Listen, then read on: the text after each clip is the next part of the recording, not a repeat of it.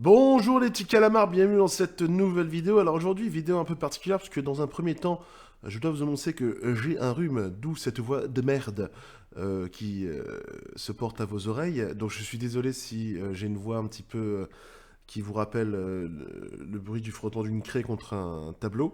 Mais la vie en va ainsi. Voilà, j'ai pas d'autres phrases non plus toutes faites à vous balancer là maintenant.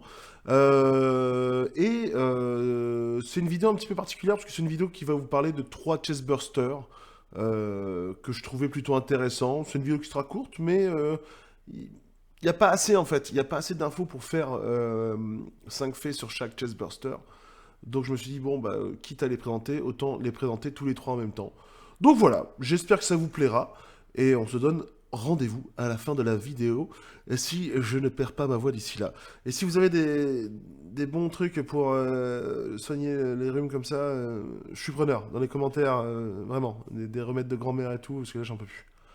Je n'en peux plus.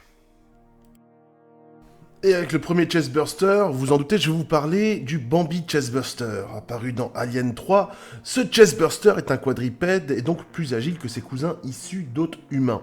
Incroyablement rapide donc, il est issu d'un hôte canin, bien que dans la version Director's Cut, on nous le présente comme le fruit d'une fécondation d'une carcasse de vache un peu alien.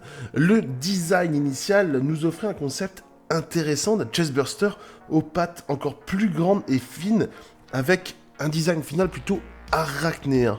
Assez intéressant, je trouve. Et pour le second chestburster, je vais vous parler du Belly Buster, apparu pour le grand public sur les écrans de cinéma par le biais du film Alien vs Predator Requiem, dans la fameuse scène de l'hôpital qui a fait couler tellement d'encre. Le Belly Buster a pour particularité d'être issu directement du Prédalien, ce qui renforce d'ailleurs la théorie selon laquelle le Prédalien serait une reine hybride en cours de maturation. Le Belly Buster, comme son nom l'indique, sort de son hôte en perçant son ventre. Et si l'hôte est une femelle enceinte, c'est un supplément de lasagne et de protéines pour le Belly Buster et il ne s'en plaindra pas. Néanmoins, le Belly Buster a fait une apparition 11 ans avant le film dans un comics Alien Labyrinthe, comic dans lequel d'ailleurs apparaissait déjà le fameux Dr. Church, sur lequel j'avais consacré une vidéo l'été dernier. Allez, on enchaîne avec le Chestburster jumeau, apparu dans Alien Dead Orbit, un comics. Ce Chestburster est, comme qui dirait, victime d'un fœtus siamo-maxillaire, petite référence à South Park pour les vieux boomers comme moi. Il s'agit tout simplement d'un Chestburster jumeau, comme ça peut arriver chez les humains. Il existe même une BD dans laquelle sont présentés des triplés xénomorphes. C'est assez rare, mais plutôt cool. Et les petits calamars, c'est le xéno du montage qui vous parle. En fait, on va pas en faire 3, on va en faire 4. Allez, j'en rajoute un. Allez, c'est cadeau. Ah, putain. Vraiment, les remèdes de grand-mère, je suis preneur par contre, s'il vous plaît. Allez, et pour terminer, on va parler du Bloodburster, apparu dans Alien Covenant en 2017. Il est la forme primaire du néomorphe. Le spécimen présente déjà des similitudes avec son cousin xénomorphe, mais se croyant plus malin que les autres, celui-ci préférera sortir par le dos de ses victimes avec une éruption de sang plutôt magnifique.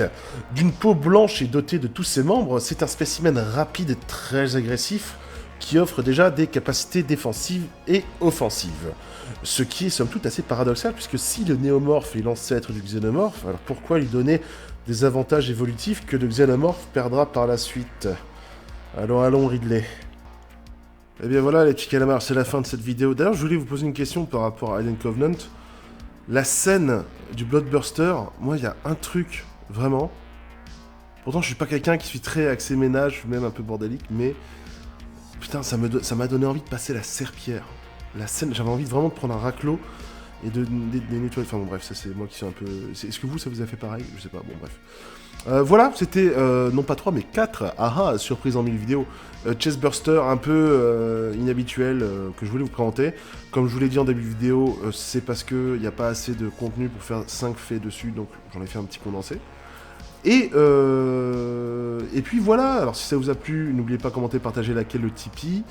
Et si vous avez d'autres suggestions de xénomorphes, enfin de Chestburster un peu exotiques, j'allais dire tropicaux, exotique, eh bien, faites-moi signe. Et n'oubliez pas, les remèdes de grand-mère pour que ce rhume se casse le plus vite possible, je suis aussi très preneur. Voilà.